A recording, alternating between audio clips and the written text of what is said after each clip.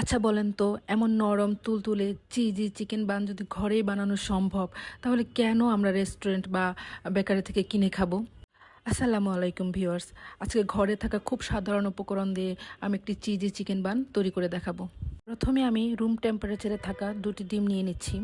এখন 1 টেবিল চামচ পরিমাণ চিনি, ইস্ট এবং রান্নার রেগুলার তেল দিয়ে চিনিটা গলে যাওয়া পর্যন্ত নাড়তে থাকবো। এখানে পাউডার চিনি ব্যবহার করলে বেশি ভালো। তারপর দিয়ে দিচ্ছি গরম দুধ। তারপর মিশ্রণটাকে আরেকটু ভালোভাবে নেড়ে নেব। তারপর 2 কাপ পরিমাণে ময়দা এবং পরিমাণ মতো লবণ দিয়ে ভালোভাবে মিক্সড করে নিব। এ পর্যায়ে দুধ অল্প অল্প পরিমাণে অ্যাড করতে হবে। এ পর্যায়ে গিয়ে হাতের সাহায্যে ময়ান করতে হবে। প্রথম দিকে স্টিকি মনে হতে পারে, কিন্তু কিছুক্ষণ ময়ান করার পর এটা স্বাভাবিক হয়ে যাবে। এবার অল্প একটু তেল উপরে দিয়ে ডোটা 1 ঘন্টার জন্য রেস্টে রেখে দেব। হাতে যদি সময় একটু বেশি থাকে তাহলে 2-3 ঘন্টার জন্য রেখে দিতে পারেন। এই তো ঘন্টা খানিক পর ফুলে ডাবল হয়ে গিয়েছে। এখন ডোটাকে আমি আবার 5 মিনিটের মতো মথে নেব। এদিকে আমার ডো রেডি হয়ে গিয়েছে। আমি চুলায় একটা প্যান বসিয়ে তাতে সাদা তেল দিয়ে দিলাম বেশ খানিকটা পেঁয়াজ কুচি, দিয়ে দিচ্ছি সামান্য লবণ, সাথে অ্যাড করছি 1 টেবিল চামচ পরিমাণে ময়দা। এবার ময়দাটাকে হালকা ব্রাউন করে ভেজে নেব।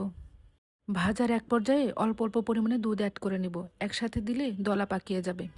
আমি আগে থেকে অল্প একটু মুরগির মাংস সেদ্ধ করে ঝুরি করে নিয়েছিলাম, সেটা দিয়ে দিচ্ছি স্বাদ মতো গোলমরিচের গুঁড়া। এবার সামান্য একটু নেড়ে চেড়ে চিলি ফ্লেক্স দিয়ে দিচ্ছি সামান্য চিকেন পাউডার। রান্নার একেবারে শেষ পর্যায়ে একটা স্লাইস চিজ মিক্সড করে নেব।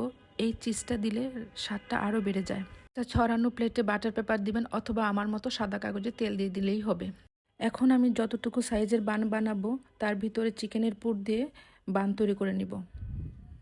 আসলে এই প্রসেসটা খুবই সহজ, একবার দেখলেই করতে পারবেন। জাস্ট গোল গোল শেপ করে নিলেই হবে। এই তো আমার একটি বান তৈরি হয়ে গিয়েছে। আমি আরেকটি তৈরি করে দেখাচ্ছি। আর বানগুলোর উপর আমি কালার আসার জন্য দুধ দিয়ে দিচ্ছি।